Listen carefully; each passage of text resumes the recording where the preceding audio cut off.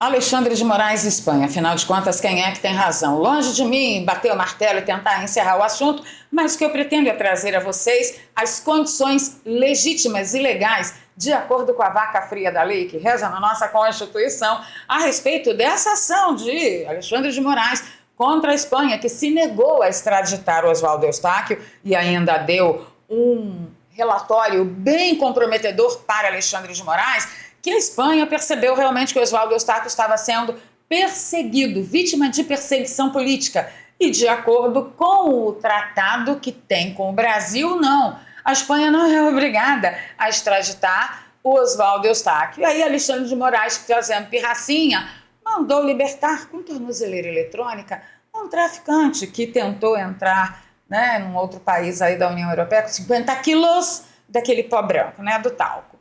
E aí o Alexandre de Moraes quer cobrar da Espanha reciprocidade, porque, segundo Alexandre de Moraes, nós temos um suposto tratado que obriga a Espanha a nos tratar com reciprocidade. Porque na cabeça de Alexandre de Moraes, jornalista denunciar político corrupto é a mesma coisa que traficar drogas. Eu não sei se ficou claro para você. Para mim ficou. Mas se você pensa que a gente vai parar só nesse assunto, tem um outro assunto também que ululou ontem nas redes sociais, que é a respeito do asilo concedido pelo Pudim de Cachaça à ex-primeira-dama do Peru, que foi condenada junto com seu digníssimo marido, o ex-presidente do Peru, a 15 anos de prisão por corrupção. Mas o melhor ficou com a defesa que o advogado da ex-primeira-dama fez, advogado brasileiro, tá? Então fica comigo até o final desse vídeo que você vai sair daqui no maior frisson. Já tem um suquinho de maracujá preparado aí? Então deixa na mão, filhinho, filhinha, vocês vão precisar. Vou pedir o seu like logo agora no início do vídeo, compartilhamento nas redes sociais e nos grupos de Telegram e Zap ajuda a nossa voz a chegar mais longe. Se você é novo por aqui, se inscreva no canal, ative o sininho. Se você já é de casa, você já sabe o que fazer. Dá uma revisada em tudo aí, é melhor, né? Mas primeiro eu vou começar falando de Birulindo da Bolsopio dando os seus segundos passos, né? É o segundo dia que ele faz a caminhada no corredor lá do hospital. Ele está muito bem, graças a Deus. Está com expressão de dor? Está, né, gente? Acabou de fazer uma cirurgia de 12 horas. Olha a situação do moço. Mas ele é muito forte. Ô, cabra macho forte. Nunca vi igual. Parabéns, Bolsonaro. Muito obrigada, Senhor Jesus, por tudo que o Senhor tem feito por nós. Em ti nós acreditamos e colocamos a nossa confiança. É o doutor Jair Messias Bolsonaro. Se você gosta dele, ama ele, deixa um joinha aí para mim nos comentários. Vamos falar? Antes de ir para as nossas pautas que eu usei como manchete, eu tenho que comentar com vocês uma coisa a respeito desse imbróglio envolvendo também o Eduardo Tagliaferro. Gente, Tagliaferro é um nome italiano que, na verdade, quando tem o G antes, você não pronuncia. Então, Tagliaferro ficaria, na pronúncia correta, Talhaferro. Tá? E eu sabia disso, mas todo mundo que fala Tagliaferro, eu estava falando também, pretendo corrigir daqui por diante, mas não é um assunto que realmente é importante. Vocês lembram que no vídeo de ontem eu comentei com vocês que assuntos que não têm relação com a denúncia precisam ser apartados do relatório onde consta todos os diálogos levantados pela quebra de sigilo telefônico e telemático? Lembram que eu falei isso? Pois é. Então, a Gazeta do Povo, que está fazendo aí um trabalho de primeiríssima qualidade, pegou firme nesse aspecto, inclusive no aspecto da quebra de sigilo da comunicação entre cliente e advogado. A gente só não tem o de Adélio, mas do Tagliaferro a gente tem, tá?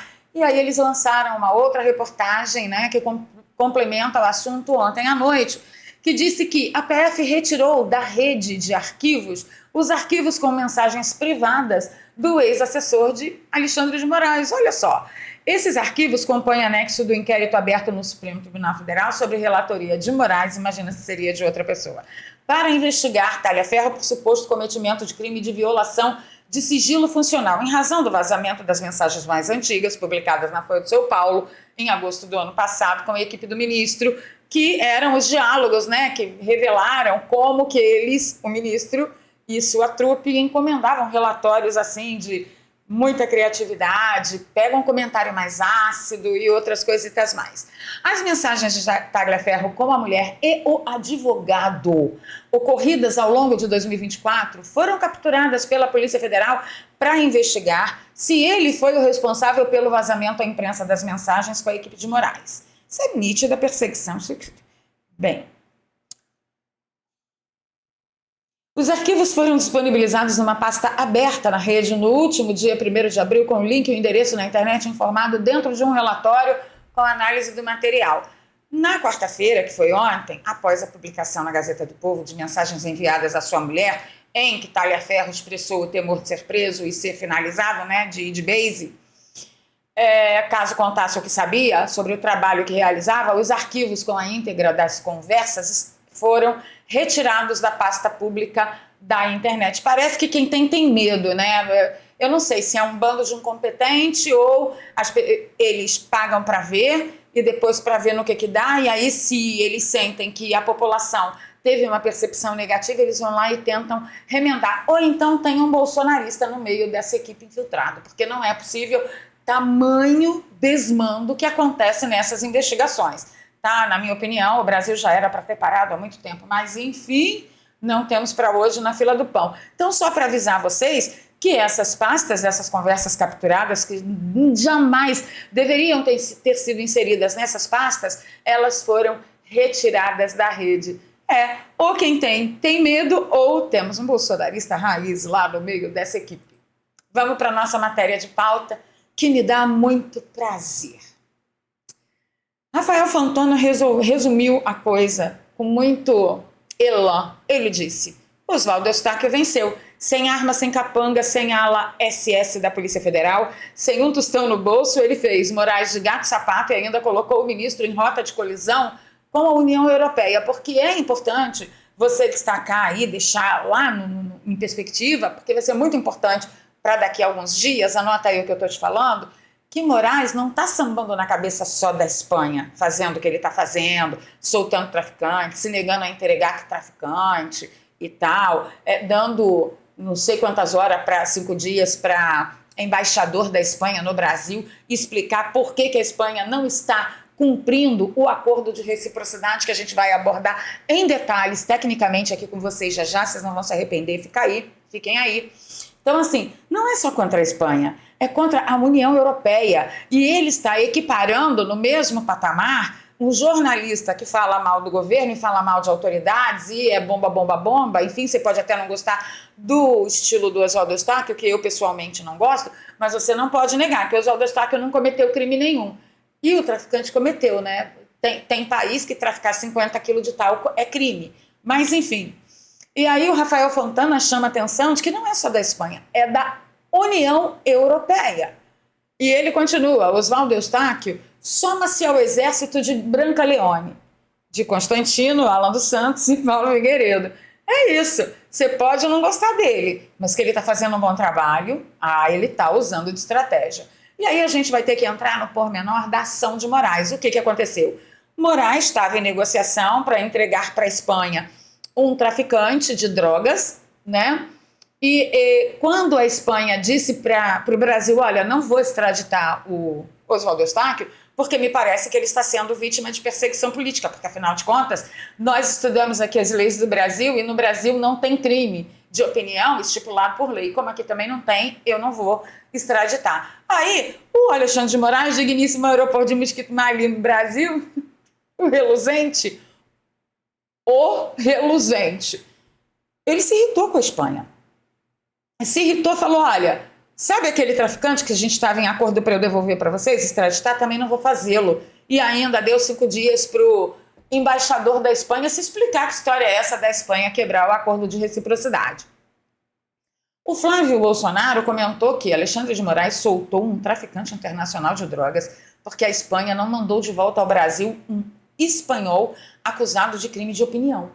Alexandre faz mal à democracia e puxa todo o STF para o seu buraco negro de insensatez. Eu queria saber o que passa na cabecinha dos ministros do STF. Será que eles não estão entendendo que esse moço, o reluzente, ele está arrastando todo mundo junto, que ele está comprometendo o nome da instituição? mas isso é um outro assunto, né? Dr. André Marsiglia foi cirúrgico, aliás, como sempre, e disse que a decisão do ministro travando extradição de traficante à Espanha, após a Espanha negar a extradição de Eustáquio ao Brasil, está errada. E ele faz algumas considerações jurídicas. A decisão de Moraes cita o artigo 1º do Tratado de Extradição entre Brasil e Espanha, que estabelece compromisso de reciprocidade entre os países, ou seja, o Brasil extradita pessoas para a Espanha tem de fazer o mesmo em relação ao Brasil. 2. Acontece que Moraes esquece que a reciprocidade não se aplica de forma irrestrita. É o caso de o fato ser considerado político por um dos países, que versa no artigo 4º, 1F do tratado. 3. A Espanha considerou político o crime de que Eustáquio é acusado. Está, portanto, cumprindo o tratado. E essa decisão espanhola não cabe, por óbvio, a Moraes questionar. 4. A menos que o ministro considere tráfico de drogas um crime político e justifique assim travar a extradição, a decisão de Moraes está errada e quem está descumprindo o tratado é o Brasil. E é isso que provavelmente será a resposta da Espanha. Pelo visto, para além dos Estados Unidos, o STF também comprará a briga com a Espanha. E lembrando que o Rafael Fontana comentou, não só com a Espanha, que a Espanha faz parte da União Europeia. E aí, meu amigo? A giripoca vai piar. Dr. André Marsiglia ainda comentou que, além dos erros jurídicos, ora mencionados, o ministro quer explicações do governo espanhol. Alexandre de Moraes não tem autoridade nenhuma para isso. Quem se explica a governos são governos. Governo não se explica a judiciários de países. A matéria mostra a contradição ao colocar o assunto na seção diplomacia. Ele comenta, de uma publicação da Folha de São Paulo, tinha que ser, que disse que na seção diplomacia, Moraes cobra explicações de embaixador da Espanha após a extradição de bolsonarista ser negada. É um absurdo, gente. Agora eu descobri que o Brasil tem dono, e o dono é inalcançável, inatingível, intocável. Não é possível. Vamos seguir aqui. Aí eu fui pro Grok, porque nós é dessa. O Arcanjo Vieira, o Grok respondeu ao Arcanjo Vieira dizendo o seguinte: vamos falar real aqui? Um ministro do STF como Moraes cobrar explicações de um embaixador da Espanha é, no mínimo, uma situação delicada. O Grok foi muito diplomata. Diplomaticamente falando, isso não é papel dele. Quem lida com relações internacionais é o Itamaraty, o Ministério das Relações Exteriores, que tem a função de mediar esse tipo de interação com países soberanos. O STF pode até se meter em questões de extradição, mas ir direto no embaixador é ultrapassar uma linha que, tecnicamente, pertence ao Executivo. Eu sei que o pudim de cachaça está muito mais preocupado em roubar, em taxar todo mundo, do que no bom funcionamento do país e como que fica a imagem dele e o nome dele com toda essa interferência deste judiciário sacrossanto, até mesmo nas atribuições do Itamaraty e das relações exteriores. Mas, tá ficando feio já. Tá ficando muito feio. E o Mário Sabino é outro que acha que a Espanha respeitou sim o tratado de extradição no caso do Oswaldo Eustáquio. Por quê? No tratado de extradição está muito claro que um dos países não considerará a extradição de acusados de crime político. Então, ao fazê-lo, a Espanha cumpre o tratado de extradição. Tá bom? Então, que isso fique bem claro. E o Jeffrey Skinny, ele colocou o dedo na ferida no termo do Alexandre de Moraes deixar o traficante livre com tornozeleira eletrônica. Ele diz que na prática, Moraes concedeu asilo político a um narcotraficante. Isso mesmo. Ao negar a extradição à Espanha do búlgaro preso no Brasil com 52 quilos de cocaína, o Brasil disse ao mundo que é território fértil para traficantes internacionais. Moraes está comprando briga com o mundo inteiro. Agora foi com a Espanha. Como o governo espanhol negou a extradição de Eustáquio, considerando um preso político, o que de fato ele é, Moraes, por birra, negou a extradição do narcotraficante, ainda concedeu prisão domiciliar ao búlgaro. Chiquini acha que isso é uma coisa muito, muito, muito absurda. Eu também acho. Agora, a Espanha, também por retaliação, mandou retirar o nome de Oswaldo Eustáquio da lista da Interpol. Tá divertido. Moraes está causando gravíssimos problemas diplomáticos ao Brasil por puro excesso de vaidade e para tentar demonstrar poder, e com isso está arrastando todo o STF junto com ele. Não que eu não acho que a maioria ali, né, nessa corte brilhantíssima, não mereça ser arrastada para a lama junto com o reluzente, né? Mas, assim, tá ficando feio, gente, tá ficando feio. Mas se fosse só asilo a traficante que o Brasil estivesse concedendo, era bom. Mas não é só asilo a traficante. Tem asilo a corrupto também. A gente já vai já tratar do assunto. E um que também deu opinião a respeito da Espanha não estar cumprindo o Tratado de Reciprocidade foi o Maierovic, né? Ele disse, não vou fazer vocês ouvi-lo, não. Calma. Ele disse, é muito claro, é de uma clareza solar, não há reciprocidade alguma. O que Moraes fez na realidade foi suspender o processo, fazer uma exigência.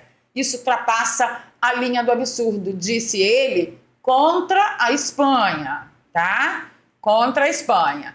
E aí, ontem eu cheguei a dar a notícia para vocês de que a ex-primeira-dama do Peru, ao seu marido ter sido condenado a 15 anos de prisão, pediu asilo político no Brasil, que foi concedido por Luiz Inácio Cachaça da Silva.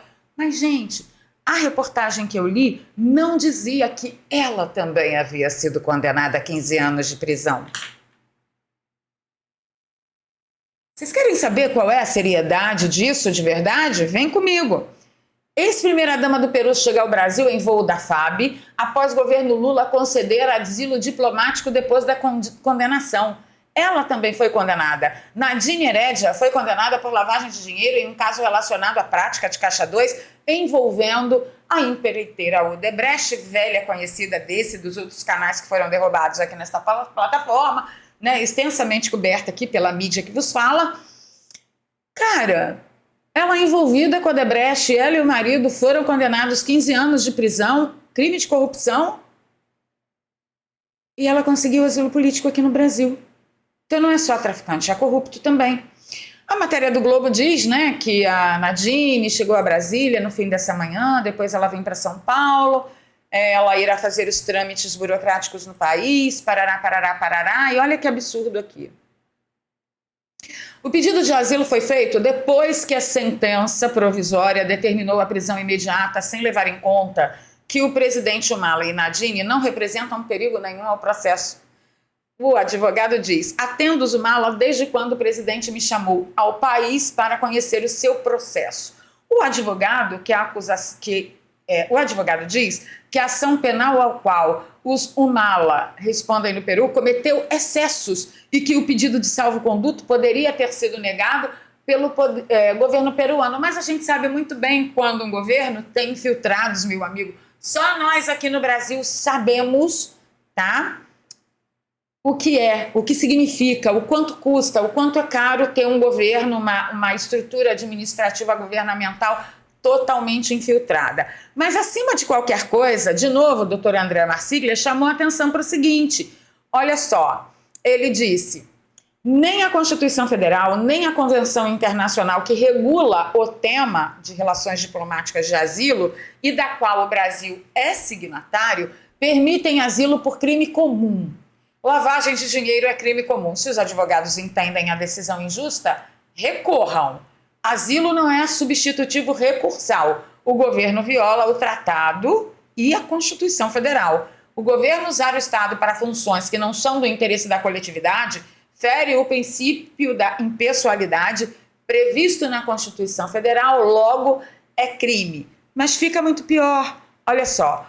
O advogado da Nadine diz que ela é inocente, tá? Ele chama Marco Aurélio de Carvalho, que integra a defesa, né, de Ollanta Humala, e ele disse que não há provas para a condenação dela e do ex-presidente. Segundo ele, as decisões da justiça que condenou aos dois a 15 anos de prisão foram lastreadas por uma única delação que já é, inclusive, objeto de dúvidas e polêmicas no próprio Peru. Deve ser por isso que eles pediram asilo político aqui no Brasil, né? Porque a Lava Jato aqui também teve seus erros e colocou todo mundo na rua.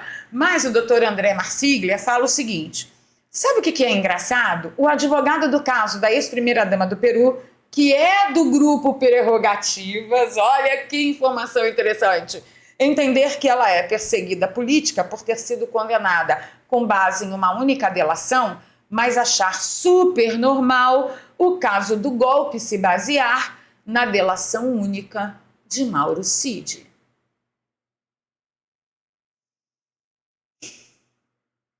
Eu dei um tempo para vocês começarem a comentar aí o que vocês acham. Vocês já tinham atentado para esta grande novidade? O cara do Prerrogativas está dizendo que a Nadine não deveria ter sido condenada com base em apenas delação. Como eu não conheço o processo, não vou poder julgar o valor aqui.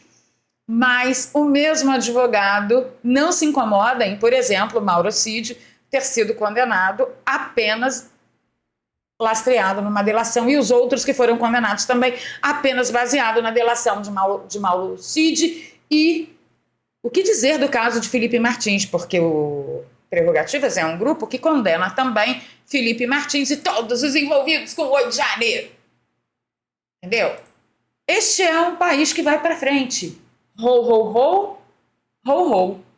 E com isso eu fico por aqui. Lembrando a você que se você está preocupado com a economia do país, você faz bem. E se esta preocupação já atingiu o seu bolso, saiba que você pode ganhar dinheiro extra na internet. No link no comentário fixado, na descrição e no comentário fixado, eu deixo um link para você que vai te encaminhar para o grupo de WhatsApp do Daniel Alvarenga, que é meu amigo e é youtuber também de direita, que desenvolveu um método para ensinar qualquer brasileiro que queira a levantar uma grana extra pela internet ou, quiçá, estabelecer uma nova profissão, uma nova carreira, um novo negócio. Depois do advento da internet, meu bem, só não ganha dinheiro com a internet quem não sabe mexer, e é por isso que esse curso é tão importante, tá? E além de ensinar você a ganhar dinheiro na internet, tem um módulo totalmente especial que vai fazer você ganhar dinheiro em dólar, sem precisar viajar para outro país e sem precisar falar inglês, a partir do seu computador, do seu celular ou do seu notebook aí na sua casa, onde você pode fazer, inclusive,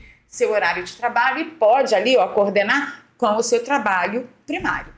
Tá bom? Link na descrição e no comentário fixado. Não perde mais tempo, a coisa vai ficar muito feia antes de começar a ficar bonita. É com você. Te encontro no comentário. Beijos no coração.